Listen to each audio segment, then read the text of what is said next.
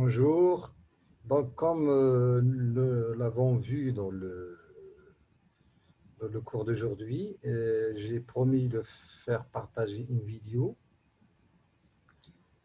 pour expliquer un petit peu ce que nous avons vu concernant la fixation des prix, la méthode des coûts variables, le calcul du seuil de rentabilité. Donc, pour commencer, on va d'abord donner quelques définitions de ce que c'est qu'une charge fixe, une charge variable et le calcul du seuil de rentabilité. D'abord, commençons par des définitions. Pour cela, donc on va premièrement définir ce que c'est qu'une charge fixe. On va en donner la définition, des exemples et la caractéristique de chacune de ces types de charges, parce qu'on va voir les charges fixes et les charges variables. Bien sûr, on fait tout ce calcul-là pour remonter et retrouver le prix de vente et éventuellement définir nos résultats. Le résultat qui peut être positif ou négatif ou nul. D'abord, on va commencer par définir ce que c'est qu'un chiffre d'affaires. Parce que beaucoup d'étudiants, il y a une confusion sur ce terme-là. Un chiffre d'affaires, c'est un petit peu la somme des ventes. C'est le document comptable qui nous permet de calculer ce chiffre d'affaires, c'est la facture. Parce que vous savez qu'à chaque fois qu'il y a une vente, on produit un document comptable, en l'occurrence une facture. Donc, pour retrouver le chiffre d'affaires, on va faire le total des factures. Et on peut calculer un chiffre d'affaires de la journée, de la semaine, du mois ou de l'année. Bien sûr, vous savez que la loi, en général, la loi des entreprises impose que les entreprises déposent un bilan juridique et on a besoin de calculer le chiffre d'affaires pour le faire figurer dans notre bilan comptable. On ne va pas rentrer bien sûr dans les détails, mais sachez que pour calculer le chiffre d'affaires, il suffit de faire la somme des ventes. Pourquoi on le définit? Parce qu'on en aura besoin pour définir les charges fixes et les charges variables. Donc, charges fixes ou charges de structure, on les appelle également charges de structure, sont constantes, quel que soit le niveau d'activité. Et le niveau d'activité est justement défini par le chiffre d'affaires. Parce qu'on dit une entreprise qui a un chiffre d'affaires, elle a un niveau d'activité. Exemple de charge fixe, le loyer. Le loyer dans le local dans lequel vous travaillez, normalement, dans ce loyer, vous le payez tout le temps et c'est constant. Quel que soit votre niveau d'activité, que vous travaillez ou vous ne travaillez pas, vous avez un loyer, vous avez signé un contrat de bail, vous êtes obligé de payer ce loyer. De même que, donc c'est une charge, c'est un exemple de charge fixe. De même que l'amortissement des machines, vous savez que quand on crée une entreprise, on achète au départ des machines et on fait un calcul comptable, on ne va pas rentrer bien sûr dans le détail, et on parle d'amortissement. Le loyer, donc, sauf rémunération variable, le, le salaire du personnel, aussi considéré comme charge fixe, sauf, bien sûr, comme je l'ai dit, la rémunération variable. Et ça concerne surtout la communication variable, ça concerne surtout les salaires payés comme fixe pour les. Or, bien sûr, salaires des commerciaux qui peuvent être des fois des charges variables. L'éclairage, qui est bien sûr l'éclairage, l'électricité qu'on paie pour l'éclairage, c'est aussi une charge fixe. Et la caractéristique de ces charges fixes, c'est qu'ils sont constantes. Un niveau d'activité insuffisant risque donc de générer des pertes et par conséquent des problèmes. C'est pour ça que si les charges fixes ne sont pas couvertes par le chiffre d'affaires. Euh, pour les charges variables, comme leur nom le signifie, sont des qui augmentent ou diminuent proportionnellement au chiffre d'affaires ou bien au volume d'activité. Exemple, l'achat de matières premières. Quand on travaille, quand on a des commandes, quand on a par exemple une commande de 1000 unités, je suis obligé d'acheter la matière première pour produire 1000 unités. C'est pour ça que ces charges variables peuvent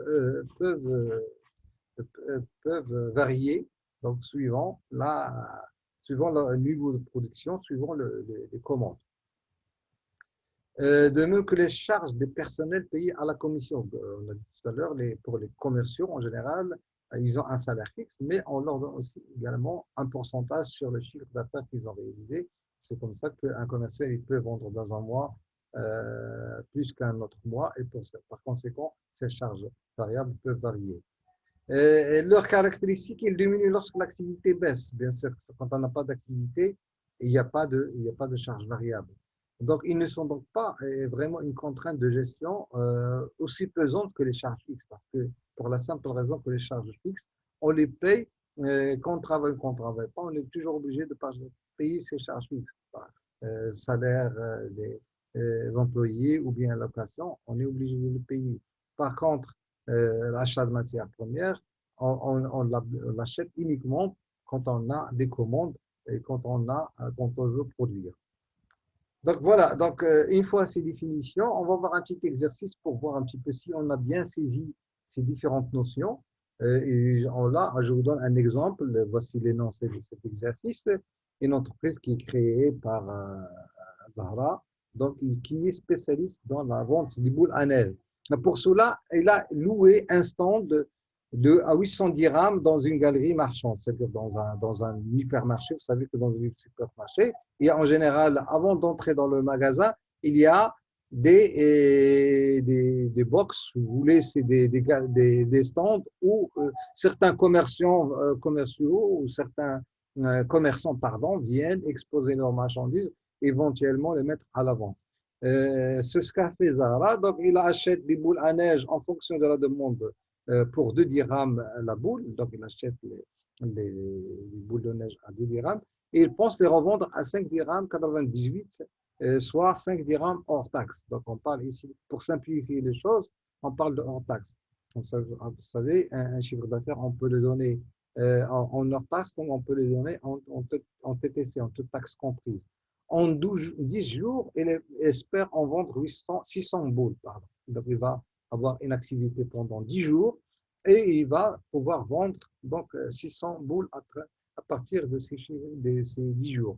Donc ici, par la suite, on va essayer d'appliquer ce que nous avons vu comme définition, à savoir calculer le chiffre d'affaires de l'entreprise Zahra, calculer les charges fixes, les charges variables et dégager un résultat pour Zahra. Donc, les questions sont comme les suivantes. Quelles sont les charges fixes, c'est-à-dire les CF, les charges variables de Zahra.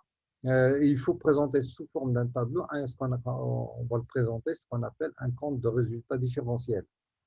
Et on va s'intéresser également au seuil de rentabilité c'est le chiffre d'affaires à partir duquel Zahra commence à réaliser des bénéfices. Parce qu'au départ, il ne va pas pouvoir réaliser des bénéfices dès les premières boules vendues, mais à partir d'un certain nombre de boules vendues, c'est-à-dire à partir d'un certain chiffre d'affaires.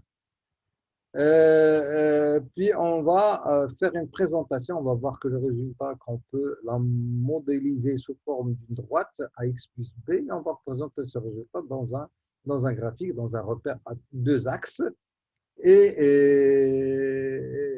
sur ce graphique, on va visualiser le solde de rentabilité et l'ordonner à l'origine qui seront les charges fixes. De même qu'on va représenter toujours dans cette représentation les zones de perte et celles de profit pour l'entreprise. Et on va donner par la suite dégager l'équation de la droite tracée sur le graphique.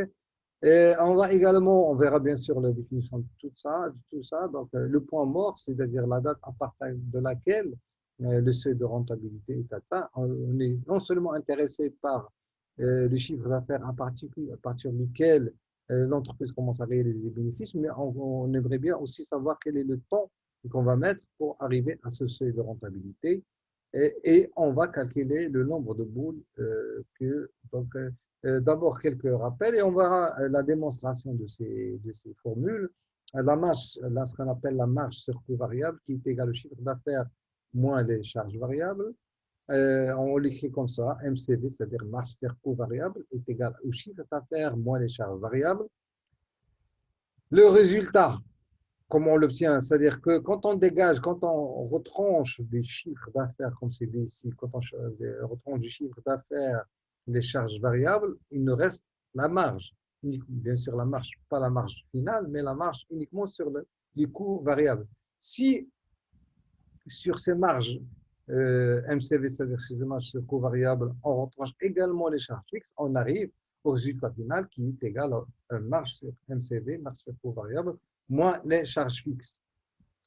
Pour les charges fixes de Zara sont surtout l'allocation du stand, 800 dirhams, qui doit payer, quelle que soit son activité, qu'il arrive à vendre ou pas vendre, il est obligé de payer ce loyer. Et ces charges variables, c'est surtout l'achat des boules à neige comme matière première, qui est proportionnelle aux ventes, parce que plus il va vendre, plus il va acheter, car plus on vend, plus il faut en acheter, c'est-à-dire ils dépendent du chiffre d'affaires qu'on va réaliser ou bien qu'on espère réaliser. Puis après, on va présenter le compte de résultat différentiel qui va nous permettre de présenter l'analyse des charges en fonction de leur variabilité et on va faire une présentation graphique du compte de résultat différentiel. Voilà, pour un petit peu mieux expliquer les choses, j'ai utilisé ce graphique-là. Si dans ce rectangle-là, en jaune, représente le chiffre d'affaires, on va voir que la marge sur coût variable, on doit d'abord retrancher les charges variables. Si cette partie-là représente les charges variables, si on retranche du chiffre d'affaires, il va nous rester la marge sur coût variable. Mais ce n'est pas la marge finale, ce n'est pas le résultat final. Qu'est-ce qu'il faut encore enlever? Il faut enlever les charges fixes.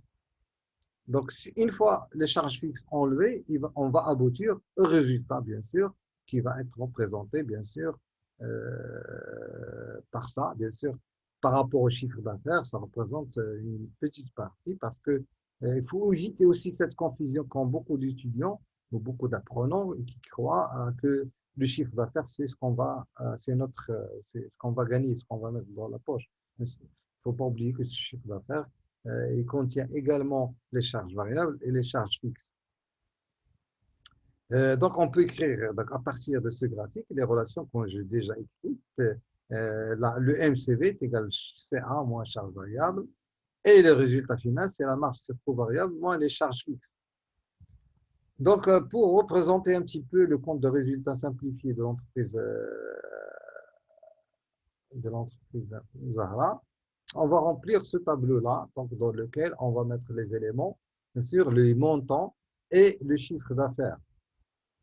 Et on va calculer dans un premier lieu, c'est très important avant de passer aux autres étapes, calculer le chiffre d'affaires. À partir de ce chiffre, on va retrancher les charges variables, ce qui va nous donner le MCV, la marge sur coût variable. Et c'est sur cette marge de coût variable, on retranche également les charges fixes pour obtenir le résultat. Et on va également s'amuser à calculer le pourcentage de chacun de ces éléments par rapport au chiffre d'affaires. Pour le chiffre d'affaires, le calcul est simple, donc ça représente 100% du chiffre d'affaires. On va voir la suite. Et voilà un petit peu le résultat sous forme d'un tableau avec les explications, bien sûr. Donc, le chiffre d'affaires, comment on l'a calculé, bien sûr, Zahra a vendu 700 boules et à un prix de 5 dirhams hors taxe. Bien, pour simplifier les choses, on représente ici le résultat en hors taxe. Bien sûr, on peut toujours retrouver en TTC, en toute taxe comprise. Mais pour faire simple, on va travailler uniquement en hors taxe. Donc, 600 dirhams qui est le nombre global de boules, fois le prix de vente de la boule en hors taxe, ça nous donne 3000 dirhams. Et 3000 dirhams, ça va être donc le chiffre d'affaires de l'entreprise. C'est la vente pendant les 10 jours, qui représente, c'est lui-même le chiffre d'affaires, c'est pour ça qu'on met 100%. Et si on retranche les charges variables de ce chiffre d'affaires, comment on calcule les charges variables? Les charges variables, c'est-à-dire l'achat de matières premières. Dans notre cas, ce sont les boules achetées à 2 dirhams. Donc 2 dirhams fois 600, parce que le 2 dirhams, ça ne vaut pas une boule. 600 dirhams, ça va nous coûter 1200 dirhams. Et ça représente les charges variables qui représentent, un simple calcul nous permet de voir qu'ils représentent 40% du chiffre d'affaires. Qu'est-ce qu'il nous reste maintenant à retrancher? Donc déjà, calculer les marges variables, c'est-à-dire retrancher les charges variables du chiffre d'affaires, ça va nous donner 1800 dirhams, qui représente, par un simple calcul de pourcentage, 60% du chiffre d'affaires. Donc, la marge sur coût variable représente 60% du chiffre d'affaires. Pour les charges fixes, donc il faut les enlever également, et ils sont déjà donnés dans l'énoncé, c'est le loyer, 800 dirhams. Là, ils ne dépendent pas du chiffre d'affaires, parce qu'on a dit, rappelez-vous, on a dit que les charges fixes ne dépendent pas de l'activité, ils ne dépendent pas du chiffre d'affaires, ils sont fixes, et c'est pour ça qu'il n'y a pas de pourcentage par rapport au chiffre d'affaires. Et enfin, on arrive au résultat, c'est-à-dire on doit retranger du chiffre d'affaires, les charges variables et les charges fixes pour retrouver donc 1000 dirhams qui va être notre résultat final. Et ça, pour la modéliser sous forme d'une formule, donc ça va représenter 60% du chiffre d'affaires qui est la marge sur coût variable moins les charges fixes.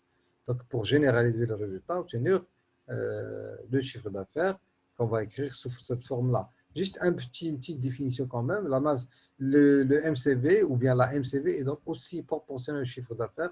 Ça part par rapport au chiffre d'affaires et 60% dans ce cas. On l'appelle aussi ce pourcentage 60, on appelle également le taux de marge. Le taux de marge qui est égal au MCV sur le chiffre d'affaires. Tout simplement le pourcentage du MCV par rapport au chiffre d'affaires qui est de 60%. Ça va être. Et si vous constatez que le résultat, on peut l'écrire sous cette forme-là, si le résultat est égal au taux de MCV fois le chiffre d'affaires, moins les charges fixes. Voilà, bien sûr, remarque, tous les éléments sont donnés en hors taxe. Le chiffre d'affaires est de 3000 dirhams et le résultat est de 2000 dirhams.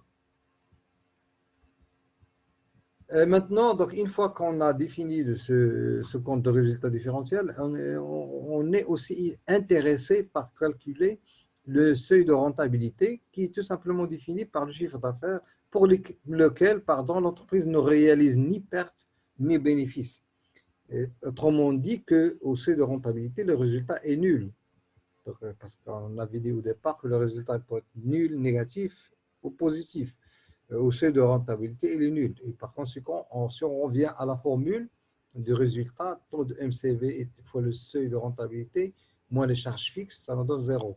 Donc, à partir de cette formule, on peut dégager le seuil de rentabilité qui va être, qui va nous donner les charges fixes divisées par le taux de MCV. Comme on va le voir ici, donc le seuil de rentabilité sont les charges fixes sur le taux de MCV. Rappelez-vous que le taux de MCV, c'est-à-dire le pourcentage de la marge sur coût variable par rapport au chiffre d'affaires, si on le remplace, on obtient cette formule-là que je vous demande de retenir, bien sûr. Le seuil de rentabilité est égal à charge fixe fois chiffre d'affaires sur le MCV. Dans notre exemple, dans le cas de l'entreprise Zahra, si on s'amuse à calculer ce seuil de rentabilité, c'est très simple. On a les charges fixes qui sont 800, le taux de MCV 60%, 800 divisé par 60 fois 100, ça nous donne 1300 dirhams, 1333 dirhams. C'est ça le seuil de rentabilité de notre entreprise. Donc Zahra commencera à faire des bénéfices quand il va atteindre un chiffre d'affaires qui est le seuil de rentabilité de 1333. Si on veut convertir ça en nombre de boules qu'il a pu vendre, on va trouver que en divisant 1333 par 5 dirhams, qui est le prix de la vente d'une seule boule, ça va nous donner 267 boules. Zahra commencera à réaliser ses bénéfices à partir quand il aura vendu 267 boules. Le prix de vente devrait donc permettre de réaliser un chiffre d'affaires de 3000 dirhams. Il est au-delà du seuil de rentabilité et Zahra devrait réaliser un bénéfice de 1000 dirhams. Comme on l'a vu tout à l'heure, que le résultat peut s'écrire sous forme de R égale à 0,6 fois le chiffre d'affaires moins 800. C'est un petit peu, ça nous rappelle, parce qu'ici on a la variable, c'est le chiffre d'affaires, ça nous rappelle un petit peu la droite de la forme Y égale à X plus B. Et comme vous le savez, une droite à X plus B, si on la représente dans un repère à deux axes, on obtient une droite. Il nous suffit de calculer 2 points et à partir de 2 points, on peut toujours tracer une droite. Donc, on va s'amuser à représenter ça, c'est-à-dire le résultat de l'entreprise Zahra en fonction des chiffres d'affaires dans un repère, on va obtenir ça. Donc, le premier point qui est l'ordonnée à l'origine, c'est-à-dire 800, on a déjà un premier point. Le deuxième point, c'est le seuil de rentabilité. Donc, cet axe-là, qui représente un petit peu le résultat en fonction du chiffre d'affaires, donc il va passer par le point qui va couper l'axe des Y à moins 800, qui est les charges fixes, et il va également occuper l'axe des X au seuil de rentabilité qui est de 1333. Bien sûr, on a calculé tout ça. Donc, si on regarde bien cette, excusez-moi, donc si on regarde bien cette courbe, on voit que cette courbe il est subdivisée. On a une zone avant, avant le seuil de rentabilité qui est une zone de perte, et après le seuil de rentabilité, on a une zone de profit. Donc, zone de perte en dessous. Et ça, et on retrouve cette droite de la forme XP. Dans la pente, c'est un petit peu la pente, c'est le taux de MCV. Et l'ordonnée à l'origine, c'est moins 800. Et il va couper l'axe des X au seuil de rentabilité. Un dernier point, si vous permettez. Bien sûr, on est intéressé par calculer le chiffre d'affaires à partir de lequel l'entreprise commencera à faire des bénéfices, mais on veut également à partir de quelle date. On sait qu'elle a travaillé pendant 10 jours. Donc, on aimerait bien à partir de quel jour il va pouvoir bénéficier ou pouvoir réaliser ce point mort. C'est un petit peu la définition du point mort, qui est la date à laquelle le seuil de rentabilité était atteint. Comment on le calcule? C'est le seuil de rentabilité fois le nombre de jours d'activité sur le chiffre d'affaires. Le nombre de jours, bien sûr, on a en jours, donc on va l'utiliser en jours.